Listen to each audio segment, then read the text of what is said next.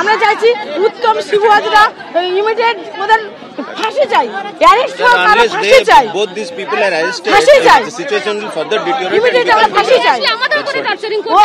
ওরা যে আমাদের যে দিনের পর দিন অত্যাচার করেছে, পুলিশ প্রশাসন আমাদের কোনো কিছু বলেনি। We with them will take stern action against the offenders. হ্যাঁ, প্রশাসন সাহেব বুঝে যাচ্ছে কঠিন অ্যাকশন শাস্তি চাই। আমাদের এইখানে যে গ্রামবাসী আমরা কিন্তু এরপরে যদি ওরা ছাড়া পেয়ে যায় কিন্তু বাঁচবো না স্যার। আমাদের সংসার I am with you. आपके साथ है, जो कुछ करना है जरूर करूंगा, चिंता मत करो, घबराओ मत। আপনার কাছে আমাদের অনুরোধ এইটুকু, আমাদের মায়েদের তরফ থেকে বিনীত নিবেদন, আপনার পায়ে ধরে বলি আপনি আমাদেরকে বাঁচান, আপনার ছাড়া আমাদের বাঁচাতে পারবে না। आपने मुझे राखी बंधन किया, ये राखी रक्षा सूत्र है। आपसे मैं केवल राज्यपाल नहीं हूँ, आपका भाई है, भाई का कर्तव्य है, उत्तरदायित्व है बहन को प्रोटेक्शन करना, जरूर रक्षा के लिए जो कुछ करना है करूंगा। याद रखो ये काली माँ का धरती है ना, दुर्गा माता का धरती है, यहाँ आप सारे नारी लोग का प्रोटेक्शन मिलेगा, जरूर मिलेगा। সকালে পুলিশের তরফ থেকে জানানো হয়েছিল যে 144 ধারায় কোনো রাজনৈতিক দলকে এখানে প্রবেশ করতে দেওয়া হবে না।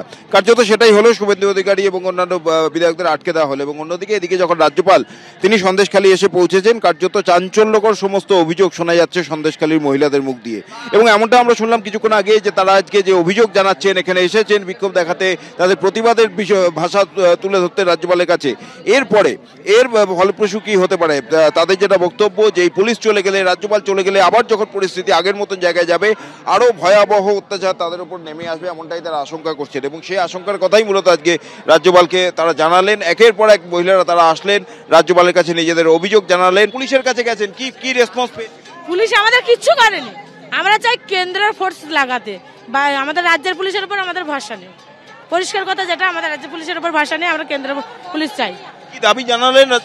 আমরা চাই শিবু শাহজাহান না ধরে বলে আমরা জীবনে শান্তি পাবো না। এর থেকে কঠিনতম আমরা। আপনি একটা কথা বলছিলেন যে সবাই চলে গেলে এর থেকে ভয়াবহ পরিস্থিতি আরো হবে। কেন এতদিন যা হয়েছে ওরা তো আমাদের একা পেয়ে করেছে, এবার ওদের বিরুদ্ধে বলেছি বলে ওরা যে অত্যাচারটা করেছে, এবার বললে তো ওদের রাগ হবে, তার কারণেই আমরা তো বলেছি।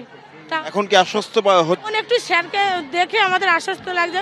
মহামান্য রাজ্যপালকে আমাদের আর্জি, আমি তার করজোরে জানাই যে আমাদেরকে যেন একটু বাঁচায় উনি, আমাদের শান্তি চাই, আমরা কিছু চাই না, টাকা পয়সা, আমাদের জমি ফেরত দিক, আমরা আমাদের জমি করে খাবো। রাজ্যপাল আশ্বস্ত করেছেন যে তিনি তাদের সমস্ত অভিযোগ শুনেছেন এবং যা যা করণীয় তাদের সুরক্ষা দেওয়ার জন্য, তাদের নিরাপদে রাখার জন্য তিনি তা করবেন। এখন এটাই দেখার শেষ পর্যন্ত এই মামলার নিরসন কোথায় গিয়ে হয়। এই সন্দেশখালী যাওয়ার পথে আপনারা জানেন যে আটকে দেওয়া হয়েছে বিজেপির পরিষদীয় দলকে। শুভেন্দু অধিকারী নেতৃত্বে যে 67 জন বিজেপি বিধায়ক তারা সন্দেশখালীর দিকে রওনা হয়েছিলেন। সায়েন্স সিটির কাছে বাসন্তী হাইওয়ে শুরুর মুখেই তাদের আটকে দেওয়া হয়েছে এবং এখনো পর্যন্ত সেই বাসের মধ্যেই তারা রয়েছেন, যে বাসকে ঘিরে রেখেছে এই মুহূর্তে পুলিশ একেবারে ব্যারিকেড দিয়ে। সরাসরি আপনাদের সেখানে নিয়ে যাব, আমাদের প্রতিনিধি শিবাশিস মৌলিক রয়েছেন। শিবাশিস, 1টা থেকে শুরু করে এখন প্রায় 4:30 পেরিয়ে গেল, প্রায় 3.5 ঘন্টারও বেশি সময় ধরে সেই বাসের মধ্যেই শুভেন্দু অধিকারী সহ 67 জন বিজেপির বিধায়ক তারা রয়েছেন। কিন্তু একটা বিষয় একটু যদি শুভেন্দু অধিকারীর সঙ্গে কথা বলা সম্ভব হয় শিবাশিস, আগামীকাল তৃণমূলের প্রতিনিধি দল তারা সন্দেশখালী যাচ্ছেন, সেচমন্ত্রী বলছেন যেখানে 144 ধারা নেই, তারা সেখানে যাবেন। শুভেন্দু অধিকারীদের তো তত দূরও যেতে দেওয়া হলো না, 60 কিলোমিটার আগে তাদের আটকে দেওয়া হলো।